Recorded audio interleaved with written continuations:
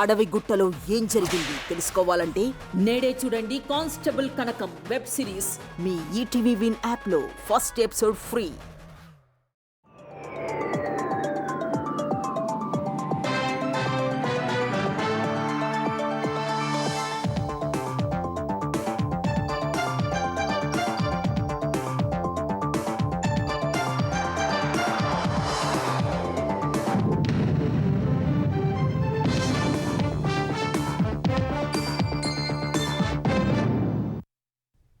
నమస్కారం, ETV news కు స్వాగతం. ముఖ్యాంశాలు. ఏపీలో ఆరంభమైన టాటా ఇన్నోవేషన్ హబ్ అత్యధిక దరఖాస్తులతో గిన్నెస్ రికార్డ్. ఇంటికో పారిశ్రామికవేత్త రావాలన్నదే లక్ష్యమన్న చంద్రబాబు. కొత్త ఆలోచనలు ప్రోత్సహించడంలో చంద్రబాబుకు సాటి లేరన్న చంద్రశేఖరన్. ఇన్నోవేషన్ హబ్లు సమస్యలకు పరిష్కారాలు చూపుతాయని వెల్లడి. 2 ఏళ్లలో 9 లక్షల ఇళ్ల నిర్మాణం. సెప్టెంబర్ 15 నాటికి 3 లక్షల గృహాలు పూర్తి చేస్తామన్న మంత్రి నారాయణ. మరో 6 లక్షల అవసరమని ప్రకటన. మూసీ ప్రక్షాళన, ఫ్యూచర్ సిటీ నిర్మాణం కొంతమందికి ఇష్టం లేదన్న రేవంత్. అభివృద్ధిని అడ్డుకునేవారు తమకు శత్రువులేనని స్పష్టీకరణ.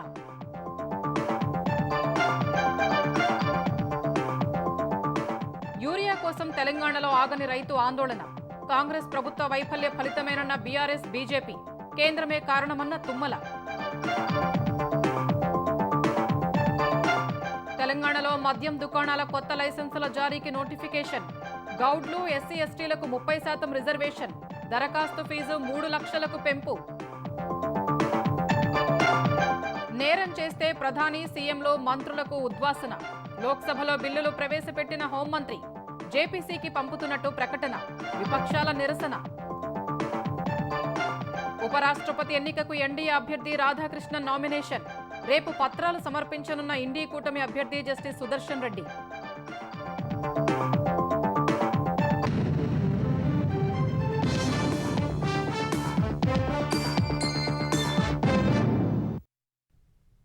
ఆంధ్రప్రదేశ్లో ప్రతి ఇంటి నుంచి ఓ పారిశ్రామికవేత్త ఉండాలనే లక్ష్యంతో రతన్ టాటా ఇన్నోవేషన్ హబ్ పనిచేస్తుందని ముఖ్యమంత్రి చంద్రబాబు తెలిపారు.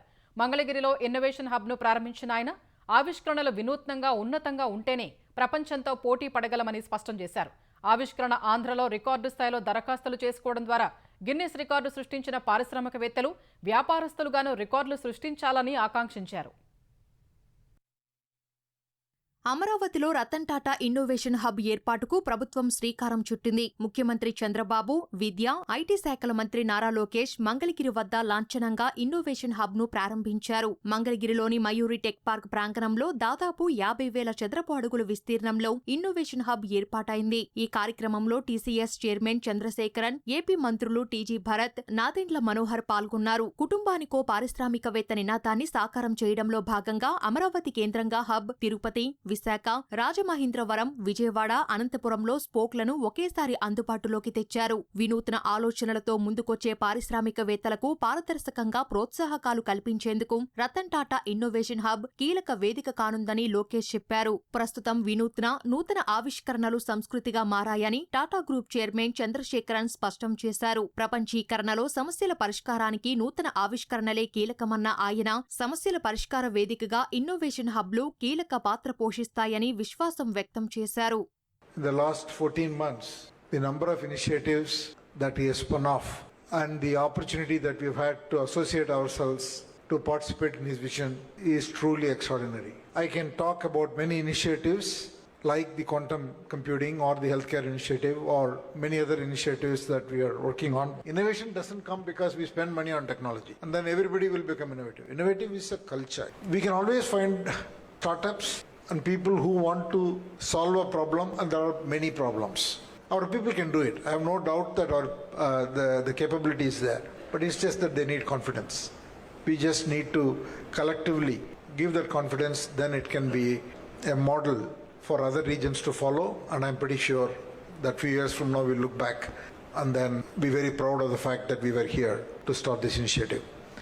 నాణ్యమైన ఉత్పత్తులను తయారు చేసి అంతర్జాతీయ ప్రమాణాలు సాధించడంలో మన పరిశ్రమలు మెరుగైన ఫలితాలు సాధించాలని చంద్రబాబు ఆకాంక్షించారు. ప్రభుత్వం, పరిశ్రమలు, పరిశోధనలు, ఎకోసిస్టమ్ కలిసి పనిచేస్తేనే అంతర్జాతీయ స్థాయి ఉత్పత్తులు సాధ్యమన్నారు. ఇంటికో పారిశ్రామికవేత్తను ప్రోత్సహించేలా ప్రభుత్వం చేపట్టిన ఆవిష్కరణ ఆంధ్ర గిన్నిస్ రికార్డు సృష్టించింది. 24 గంటల వ్యవధిలో ఆన్లైన్లో అత్యధికంగా 7,491 దరఖాస్తులు కాగా ఏపీలో 167,321 మంది దరఖాస్తు చేసుకున్నందుకు సరికొత్త రికార్డు నమోదైంది. ఆ సర్టిఫికెట్ ను గిన్నిస్ బుక్ ప్రతినిధులు చంద్రబాబుకు అందజేశారు. ప్రతి కుటుంబం నుంచి ఒక పారిశ్రామికవేత్తను తయారు చేసే దిశగా కృషి చేస్తామని అంతా ప్రతిజ్ఞ చేశారు.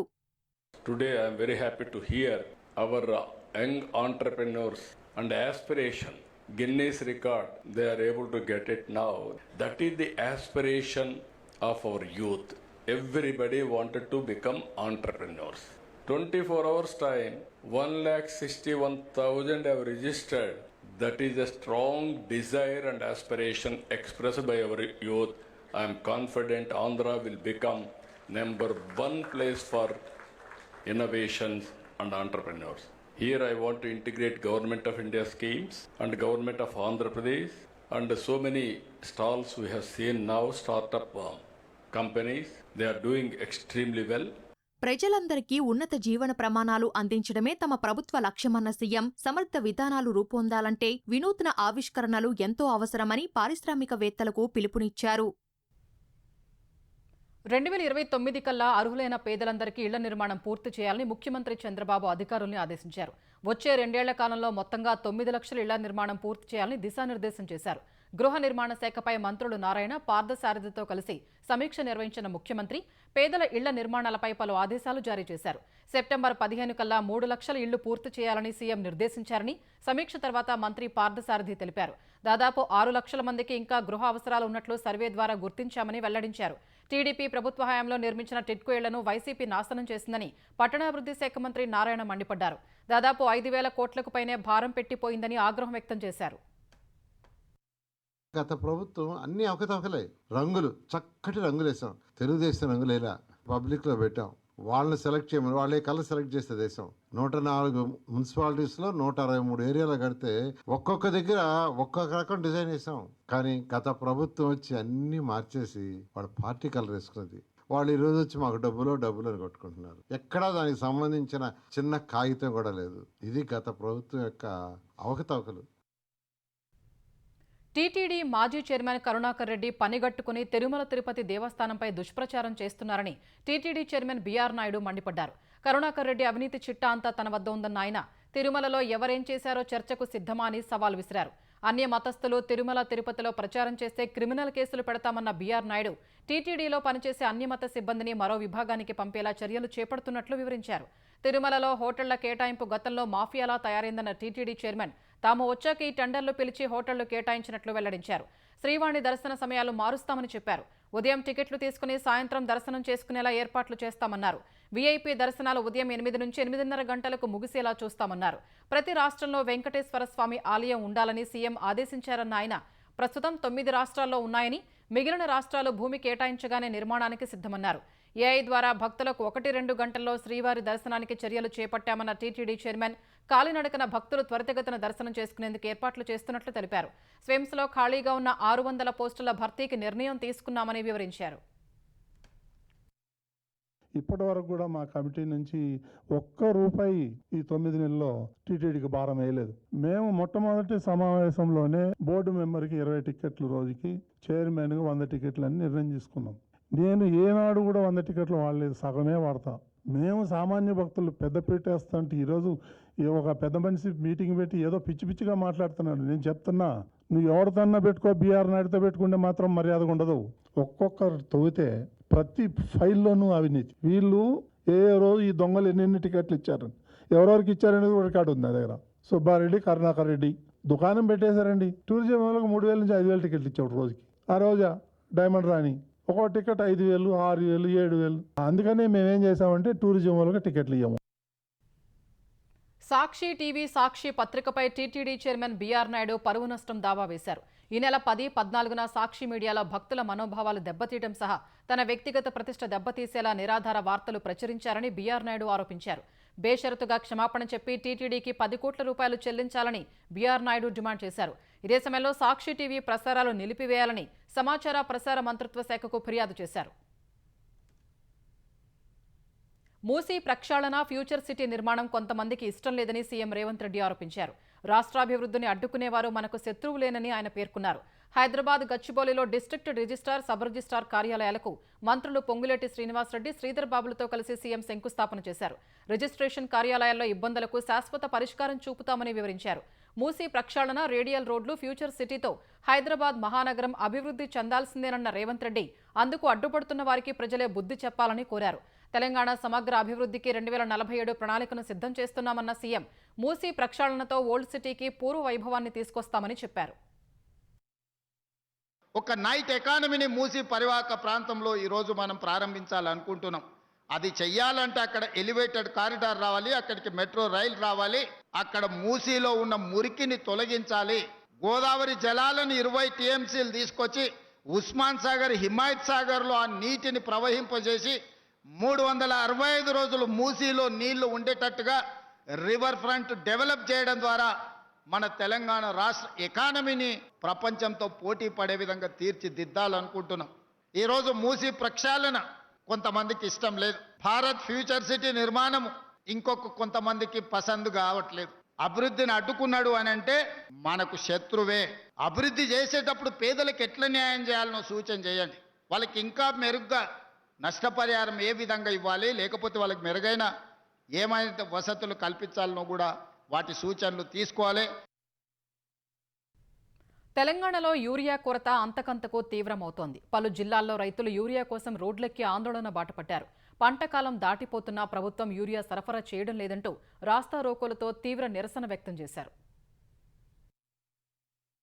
తెలంగాణ వ్యాప్తంగా యూరియా కొరత అన్నదాతలను ఆందోళనకు గురిచేస్తోంది. రోజురోజుకు యూరియా కోసం రైతుల ఆందోళనలు తీవ్రమవుతూనే ఉన్నాయి. మహబూబాబాద్ జిల్లా దంతాలపల్లిలో యూరియా పంపిణీ చేయాలని డిమాండ్ చేస్తూ వరంగల్ ఖమ్మం రహదారిపై రైతులు ధర్నాకు దిగారు. నెల్లికుదురు ప్రాథమిక సహకార సంఘం ముందు రైతులు చెప్పులు వరుసలో పెట్టి బారులు తీరారు. వారికి మద్దతుగా నిలిచిన మాజీ ఎంపీ మాలుత్ కవిత ఆధ్వర్యంలో రైతులు సహకార సంఘం ఎదుట రాస్తారోకో చేపట్టారు.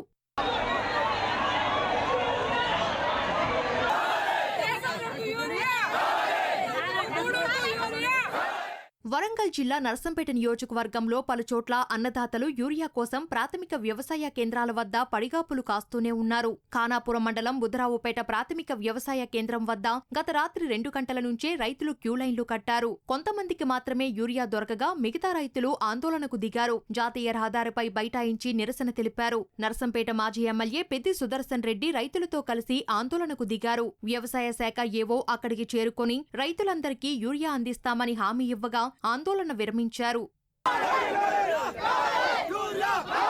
నల్గొండ జిల్లాలోనూ యూరియా కష్టాలు మొదలయ్యాయి. తిప్పర్తి సహకార బ్యాంకు వద్ద యూరియా కోసం రైతులు బారులు తీరారు. తెల్లవారుజాము నుంచే క్యూలైన్లో నిలబడి పడిగాపులు కాసినా ఫలితం లేదని రైతులు వాపోతున్నారు. మెదక్ జిల్లా చేగుంట మండలం మక్కరాజుపేటలో యూరియా ఇవ్వాలంటూ చేగుంట గజ్వేల్ ప్రధాన రహదారిపై రైతులు రాస్తారోకో నిర్వహించారు. ఇబ్రహీంపూర్లో ప్రభుత్వానికి వ్యతిరేకంగా నినాదాలు చేశారు. ఒక్క బస్తా యూరియా కోసం రోజంతా పస్తులతో క్యూలో నిలిచొని నరకయాతన పడుతున్నా యూరియా దొరకడం లేదని రైతులు ఆగ్రహం వ్యక్తం చేశారు. మేము 3 రోజుల వరకు 2 లారీలు పంపిస్తా ఉన్నారు. అది పంపించలేదు. మేము ఇప్పుడు వచ్చినాము, ధర్నా చేస్తున్నాము. మేము లైన్ కట్టినాము, 4 గంటల నుంచి లైన్ కడుతున్నాము. నిన్న దొరకలేదు. భారతీయంగానే 500 ఇచ్చిందో ఆయన అయిపోయినాయి, బుకింగ్ అయిపోయింది. మరి మేము ఏం చేయమంటాం? రైతులను ఇంత నష్టపెట్టడానికి ఏ డిపార్ట్మెంట్ అయినా మమ్మల్ని మూస్తుంది. ఏ కలెక్టర్ అయినా మా వస్తే అంటుండే. ఏది వారికి ఏం రాలేదు. ఎంపీ ఉన్నాడు, ఎమ్మెల్యే ఉన్నాడు, ఆయన కూడా ముఖ్యమంత్రి ఉన్నాడు. ఇదంతా నాశనం చేసేందుకే రైతులను రోజు 4 గంటలు 5 గంటలకు వచ్చి లైన్లో నిలబడి మరిపోవడం జరుగుతుంది. మరి తక్షణమే ప్రభుత్వం చర్య తీసుకొని తక్షణమే యూరియా తెచ్చి అందరికీ అందించాలి. సిద్దిపేట జిల్లా దుబ్బాకలోనూ అన్నదాతలు రాస్తారోకో నిర్వహించారు. యూరియా వచ్చిందనే సమాచారంతో మహిళలు, రైతులు పెద్ద సంఖ్యలో తరలివచ్చారు. ఉదయం 4 గంటల నుంచి క్యూలైన్లో వేచి ఉన్నా ఒక్క బస్తా కూడా అందలేదని ఆగ్రహం వ్యక్తం చేశారు. ప్రభుత్వం యూరియా సరఫరా చేయడంలో నిర్లక్ష్యంగా వ్యవహరిస్తే ఆందోళనలు ఉధృతం చేస్తామని రైతులు హెచ్చరించారు. కాంగ్రెస్ నేతలు బ్లాక్ మార్కెట్ చేయటం వల్లే తెలంగాణలో యూరియా కొరత తలెత్తిందని బీఆర్ఎస్ కార్యనిర్వాహక అధ్యక్షుడు కేటీఆర్ ఆరోపించారు. కేసీఆర్ 10 ఏళ్ల పాలనలో రాని యూరియా కొరత ఇప్పుడే ఎందుకు వచ్చిందని ప్రశ్నించారు. కాంగ్రెస్ ప్రభుత్వం అసమర్థత వల్లే ఈ పరిస్థితి వచ్చిందని ధ్వజమెత్తారు.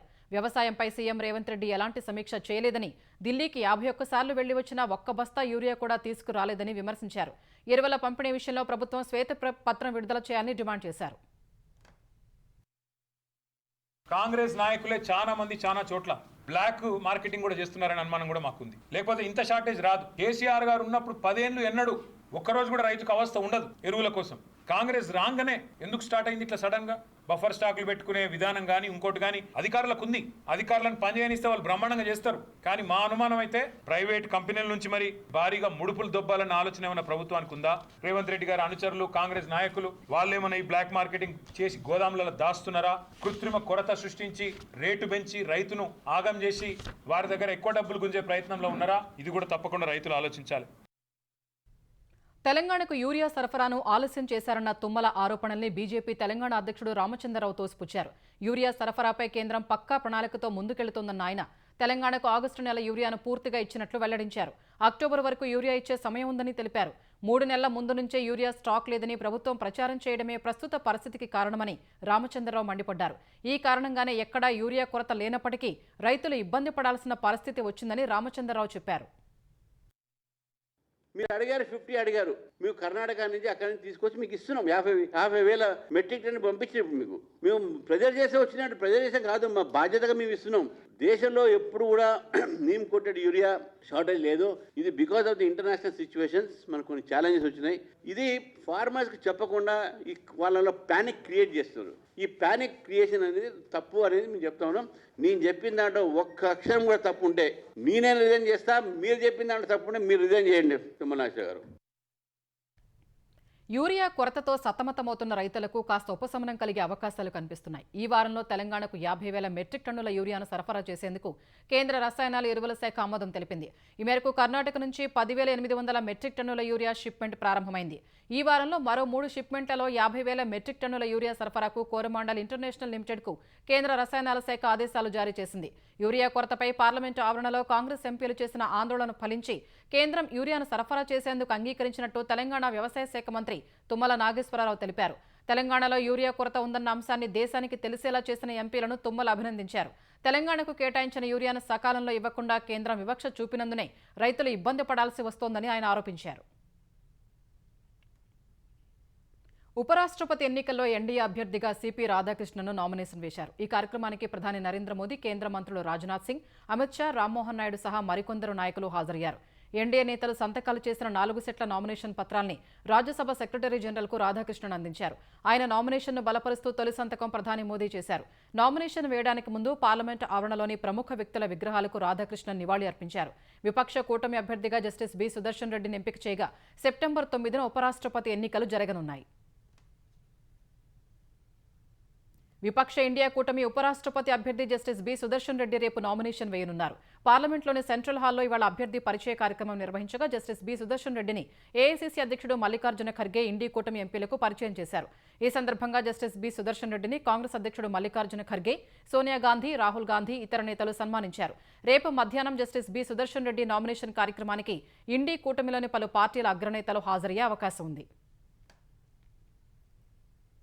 ఉపరాష్ట్రపతి ఎన్నికలో ఎవరికి మద్దతు ఇవ్వాలో పార్టీలో చర్చించి నిర్ణయం తీసుకుంటామని బీఆర్ఎస్ కార్యనిర్వాహక అధ్యక్షుడు కేటీఆర్ తెలిపారు.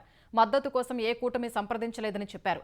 బీసీలపై కాంగ్రెస్ పార్టీకి ప్రేమ ఉంటే బీసీని ఉపరాష్ట్రపతి అభ్యర్థిగా ఎందుకు ప్రకటించలేదని ప్రశ్నించారు.